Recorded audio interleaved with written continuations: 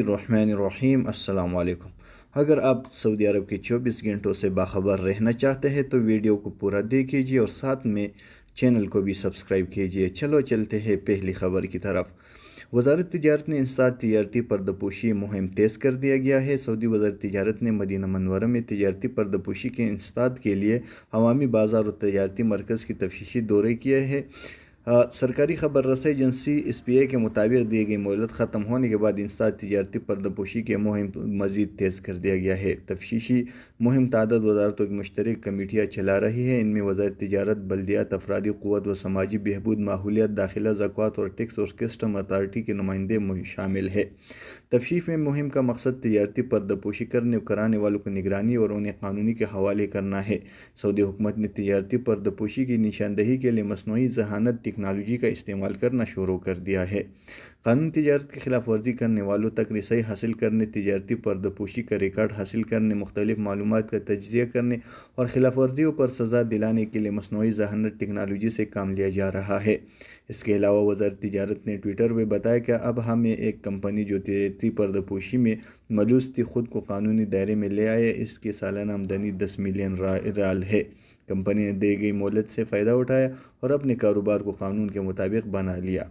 7 برس کے بچوں کے لیے بھی عمرہ اجازت نامے جاری ہوں گے۔ سعودی وزارت حج عمرہ نے کہا ہے کہ 7 برس اور اس سے زیادہ کے بچوں کے لیے بھی عمرہ اجازت نامے جاری ہوں گے۔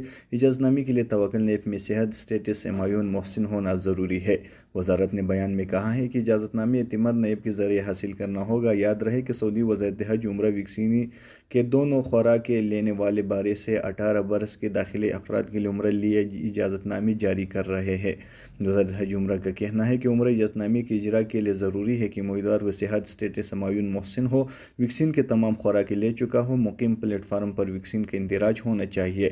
بیرون ملک سے آنے والے عمرہ زائرین کو مملکت آمد کے بعد 48 گھنٹے کے اندر PCR ٹیسٹ کی منفی رپورٹ پیش کرنا ہوگا۔ ڈرائیونگ لائسنس کی تجدید کے بعد تصویر تبدیل کیا جا سکتی ہے۔ سعودی محکمہ ٹریفک نے کہا ہے کہ ڈرائیونگ لائسنس کی تجدید کے بعد بھی تصویر تبدیل کی جا سکتی ہے۔ محکمہ ٹریفک نے ٹویٹر ایک شہری کے استفسار کے ڈرائیونگ لائسنس کے 10 سال کے لیے تجدید ہوگی۔ انتظامیہ نے پرانی تصویر لگا دی، اب اسے تبدیل کرا جا سکتا ہے۔ محکمہ ٹریفک نے بیان میں کہا ہے کہ ڈرائیونگ لائسنس کی تجدید کے بعد تصویر تبدیل کی جا سکتی ہے۔ اس کے لیے امیدوار کو درخواست دینا ہوگا۔ نیا لائسنس پرانے کارڈ کو تلف کر کے جاری کیا جائے گا۔ ذمہ داریوں میں جہاں ٹریفک قوانین پر عمل درآمد کرنا ہے، وہی ڈرائیونگ لائسنس اور گاڑیوں کو ملکیتی کارڈ، جسے عربی میں استمارہ کہا جاتا ہے، کے اجراء و تجدید کے امور بھی شامل ہے۔ ادارہ ٹریفک پولیس کی جانب سے ڈرائیونگ لائسنس کی سالانہ فیس 40 ریال ہے۔ تجدید کی فیس ادارے کے اکاؤنٹ میں جمع کرانی ہوتی ہے۔ فیس کی ادائیگی سے قبل یہ بھی ضروری ہے کہ چالان کی رقم بھی ادا کیا جائے۔ علاوہ سے میڈیکل ٹیسٹ بھی کرانا ضروری ہوتا ہے، جو صرف منظور شدہ طبی ادارے سے ہی کرایا جاتا ہے۔